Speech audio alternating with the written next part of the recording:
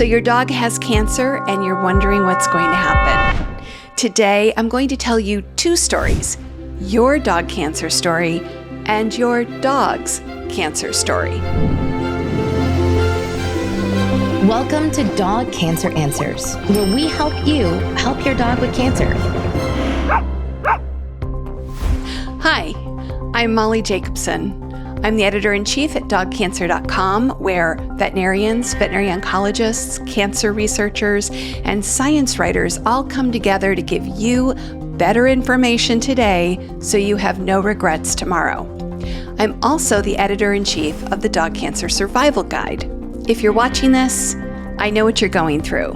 Your dog's probably pretty sick with cancer, and I've been there myself. But more importantly, I've been there since 2007, talking to watchers and readers and listeners about their own dog cancer stories. I'm not a veterinarian. I've heard tens of thousands of dog cancer stories over the years, and today I'm going to orient you to the dog cancer journey. I can do that for one reason. Every dog cancer journey is the same in many, many important ways. The details will vary by person and by dog and by cancer, but almost everybody walks the exact same path. Okay, let's begin your dog cancer story the way many great stories have begun, with a once upon a time. Once upon a time, you went to the veterinarian and you heard the words, "Your dog has cancer." And the world began to crumble around you. The walls fell, the floor shook under your feet, and all you could see was your dog's beautiful eyes looking at you while your world fell apart and you were hit with a wall of emotion. You started asking questions, whatever questions first came into your mind, because all you could actually think about was cancer, cancer, cancer. And the answers you heard back were mostly some version of, "I don't know," or "we don't know," or "we don't have that information yet. We need to run more tests." What a terrible thing to hear when you've heard the word cancer, to have the next thing be all about uncertainty, right? Okay, now here's the beginning to your dog's cancer story. Once upon a time, I went to that place that smells like pee and too many cats, and they poke you and they prod you, and they wouldn't let my human pet me. They just kept staring at me and staring at me and staring at me, and they started to get like a weird look on their face. And finally, they took me to the back, and then there were cages, and I didn't want to go in one of those, so I was just a really, really good dog. And then I went out and I stood, yay, next to my human, but for a long time while they did a lot of talking. And then we finally went outside, and there was so much pee mail to read outside, but they wouldn't let me read it. They just made me get in the car right away. Here's what happens next in your dog cancer story. You pull out your phone and you start to learn an awful lot of things about dog cancer. You find out that 1 out of 2 dogs over the age of 10 get cancer. You find out that 1 out of 3 dogs in general get cancer. You find out that some breeds get cancer and die of it more than any other illness. You find out that cancer is the most common cause of death outside of shelter euthanasia. You go into shock because who knew cancer was this big a problem? But the fact remains that your dog has cancer, and that's the worst thing about dog cancer. Here's what's happening in your dog's cancer story. I got to stay up all night and cuddle with my human last night, and it was so fun because they just pet me the whole night and gave me lots of hugs.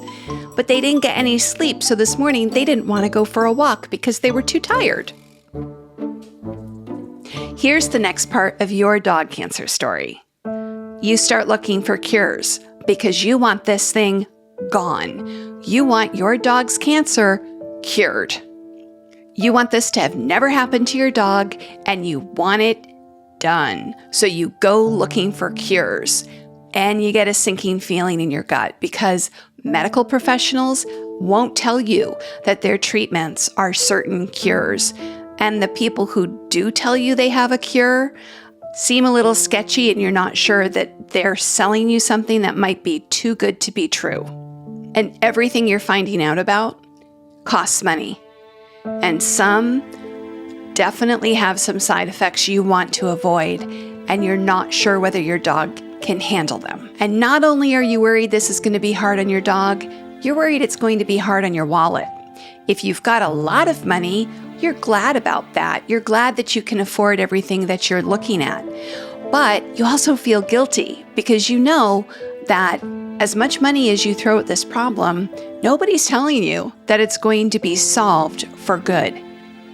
And if you don't have money and you look at all of these treatments and they're stretching you well beyond your wallet, you feel guilty because here's yet another thing that in your dog's too short life, you're failing to provide.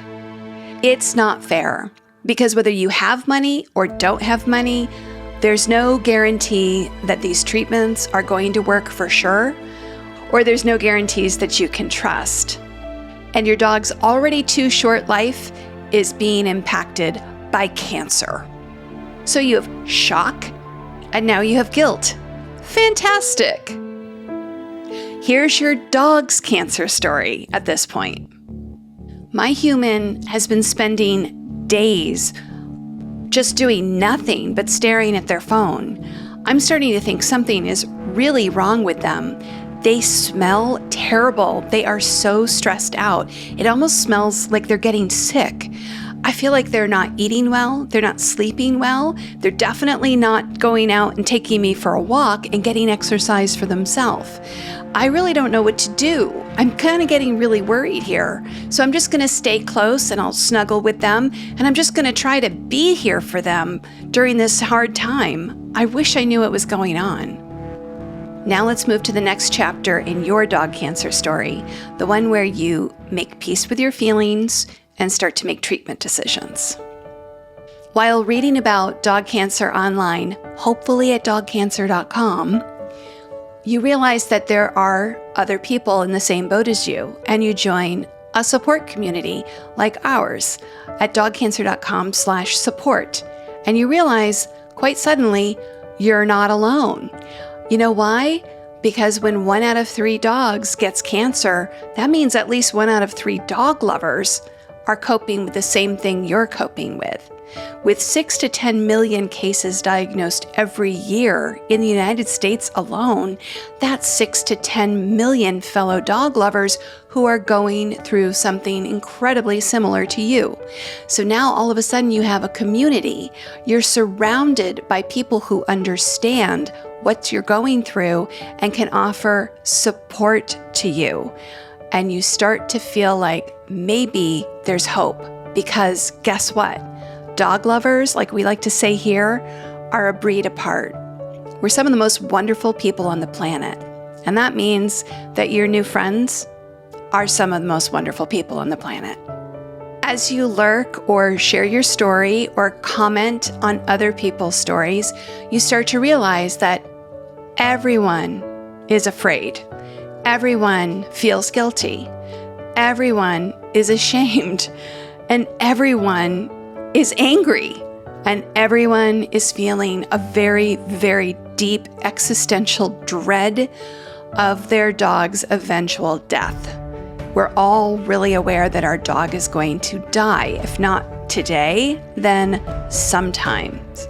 That's something that dog lovers don't want to think about that much. But those of us whose dogs have cancer, well, we do. So you realize you're not alone. You're a wonderful person who has a wonderful dog, and that wonderful dog has cancer. But at least you've got a pack to travel this journey with. Here's your dog's cancer story during this time. I'm so relieved because my human seems to have gotten over the worst of whatever was bothering them. But they're still on their phone all the time. So I'm hoping that they get it together soon and take me for a walk, because it has been forever. And now, the next chapter in your dog cancer story. The chapter where you make choices. You start to make choices. You've looked at your budget. You've gotten your opinions from your own veterinarian, from veterinary oncologist if you are able to consult with one. You've spoken to maybe holistic veterinarians or integrative veterinarians, or maybe you're lucky enough to already have a veterinarian who practices integrative medicine. You've consulted with people in the group. You've got some ideas about the things you want to do and what you can do. You're focused on life quality as your baseline of treatments and everything beyond that you're going to try to do with your dog, and you're armed and ready to try something and change if it doesn't work out as you hope. You're ready to manage side effects as they come up. You're ready to stop treatments that you don't like or that don't work or that don't give you the results that you're hoping for.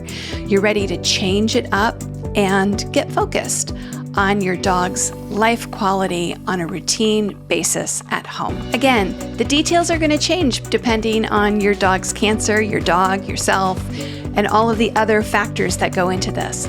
But the dog cancer story in general always follows this same pattern. At some point, you do reach the point where you have managed to calm down, have enough understanding, you've done your crash course on dog cancer, on your dog's cancer, and you're ready to start making treatment decisions. Okay, I just have to say, sometimes I don't want to call him a villain, but sometimes maybe like a controversial character shows up in your dog cancer story at this point.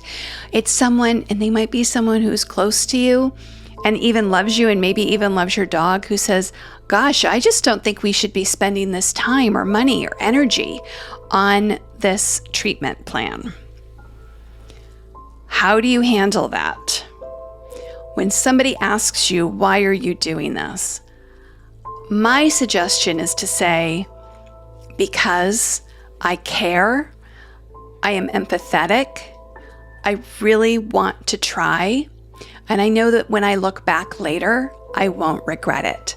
As long as that's the truth, and you say that to somebody with confidence, that seems to do the trick. No one can really argue with you if you say, I know that I won't be able to forgive myself if I don't at least try. That, by the way, goes for any decision that you make, no matter what kind of decision it is. As long as you look back on it and you know that you thought about it and you did the best you could know, as long as you're making the best choice you can in the moment with the information you have at that time, when you look back later, even if later you know new things, you will not regret it. And now, having made your decisions and starting your treatments, you go about enjoying your life with your dog. You make a bucket list. You give them the new, interesting, exciting foods that you want to try, whether they're just toppers on their regular meals or whether you start a whole new diet for them. That's kind of fun to learn how to feed your dog in a different way. You focus on play sessions. Maybe you do some training. You meditate with your dog. You go for walks on a routine basis. You focus on living your best life with your dog, because that's the thing that only you can do. Your dog's cancer story continues too. It goes something like this. Oh my God, this is the best time of my entire life. I am eating so many interesting new foods. And you know what? My human keeps giving me these like weird shaped pills and bitter tasting medicines, but they always give them to me in something that tastes really yummy. And so that's fine. I don't mind. And I get to go to new places. I've smelled more new smells in the last 2 weeks than I've smelled in the last 2 years. This is great. We are always playing. We are always doing things. And I am just loving my life. I love just snuggling with my human, and they seem like they are really, really with me. So here's the next part of your dog cancer story. You notice that your dog seems to be okay, even though they have cancer. And you realize the two of you might have been living through very different dog cancer stories. You know, there's a perfect story from someone I know that illustrates this. I had the privilege of speaking at long length to an oncologist, a human oncologist, who spent decades treating children's cancer. So he was a pediatric oncologist, And at the end of a very long life, his own dog got cancer, and he heard it from the veterinarian. And of course, immediately understood everything about his dog's cancer diagnosis, and understood the prognosis, and understood that dogs inherently live shorter lives than we do. And so what normally hits other people like a ton of bricks intellectually and emotionally, he got the emotional stuff. But the intellectual stuff, he walked out knowing exactly what the options were and what he would and wouldn't do for his dog. So he went straight to life quality. He looked at his dog and he thought, what's something I can do right now on the way home from the veterinarian that my dog will just be thrilled by? And the answer was very clear to him. It was stop at McDonald's, go through the drive-thru, buy something, and then give it to his dog, because he'd never done that before. His dog had never eaten McDonald's before. And so that's what he did. He bought a cheeseburger, and his dog just was so thrilled and delighted. He could see that he was surprised and so excited, and it tasted delicious, and he was so thankful. And he just thought, you know what? For every day that you're alive and stick around, I am going to make sure that we go to McDonald's, go through the drive-thru, and you get a cheeseburger. The veterinarian had told him maybe a matter of weeks. I don't remember exactly how long, but it turned into a matter of months. And he credits the daily trips to the McDonald's drive-thru and those McDonald's cheeseburgers. This is not an ad for McDonald's, by the way. We're not sponsored by McDonald's. But he credited that treat every day, that his dog looked forward to it so much. He really thought he stuck around for the food. The food got really great all of a sudden, and his dog was like, I'm staying. So I think we should take a cue from a human oncologist who specialized in children's cancer and loved his dog, was a wonderful man who has a wonderful dog who had cancer and ended up passing away many, many months after he was diagnosed, when he was supposed to only have a couple weeks, with no treatments other than McDonald's cheeseburgers once a day. I think we should take a cue from him. I think we should focus on our dog's life quality. I think that should be the basis of your dog cancer story. And this is where your dog cancer story and your dog's cancer story merge. Your connection with your dog has survived through the bad news, through all of the confusion, through the emotional purging, through the decision making, and through the actual beginning of treatments. And it's survived. That doesn't always happen. Sometimes we don't get that chance. And if we do get that chance, I think focusing on that connection is the best way to tell the rest of your dog cancer story. Because as I said before, all of the details are going to vary by the cancer type and the dog and you and all of the factors that go into this. But as you look at your dog and you realize, here they are, they're right here with me, you don't lose that connection. And when you maintain that connection through this real trial, you will never, ever lose it, even after they are gone. They will always be with you in your heart, and you will look back with no regrets. You know, I have such deep respect and admiration for veterinarians. It's hard to get into veterinary school. They know so much. They have so many skills, but they don't have a crystal ball that's any better than yours or mine. They use a word called prognosis to talk about the likely outcome of illnesses. That word, prognosis, is a Greek word. The literal translation of that word is knowing beforehand. So another word for knowing beforehand is a prediction, or even a prophecy, or consulting a crystal ball. And I'm sure the veterinarians who are listening to this would appreciate another possible way of looking at it, which is what I call a really good educated guess. But in the end, it's a guess. So nobody can tell you the ending of your dog cancer story. From the moment that you hear the words dog and cancer in the same phrase, and you look at your dog and think that's what's going on, from that moment until the end, which does come, because once cancer is there, typically, even when treated, that is what ends up being the cause of death. And if it isn't, there's something else, right? None of us get off this planet alive. So something eventually will take your dog. But the beauty, and I believe it's beautiful from my own experience, but also from the experiences of so many people who've told me their story over the years. The beauty of dog cancer is that it wakes us up to how deep our connection is to our dogs, and it wakes us up to how much we love them. And then that love that we share with them opens us up to some dimension inside of ourselves, or it can. The opportunity is there to connect with our dog deeply and let our dog bring out the best parts of ourselves. Because dogs and humans have evolved together. The two species are intertwined. We like to say that dogs evolved to be with humans, but the truth is, the opposite is also true. Humans evolved to be with dogs. We are, as species, we are best friends, and we have been companions for 35,000 years. And cancer is one of our oldest diseases. Thousands and thousands and thousands of years ago, doctors in antiquity were writing about cancer and how difficult it is to treat.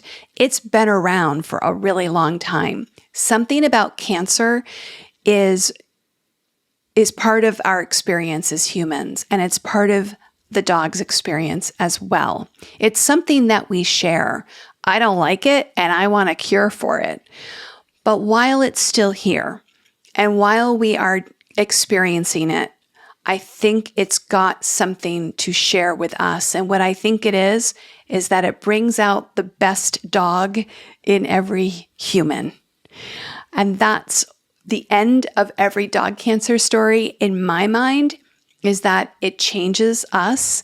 It allows us to become more open, more heart-centered, more vulnerable, and more understanding and empathetic. At least that's the happy ending that I always look for in a dog cancer story, and it's my happy ending to my dog cancer story. So as you write your dog cancer story with your dog, make sure that you're focused more on their dog cancer story than on your own. Your own is filled with all sorts of things that are kind of boring, like, I don't know, decisions about what treatments to make. Theirs is very exciting and involves things like fresh air and smells in the grass and butterflies and rain. Those are much more important things to pay attention to. So as you write your story, remember to look at your dog's cancer story first and center that as your governing narrative. Don't get sidetracked, because you are in charge of this story. Thanks for watching. Be sure to like and subscribe and share so that we spread this message of hope for dog cancer.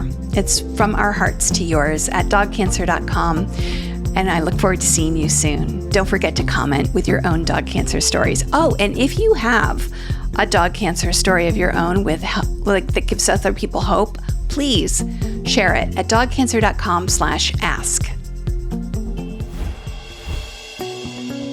Thank you for listening to Dog Cancer Answers.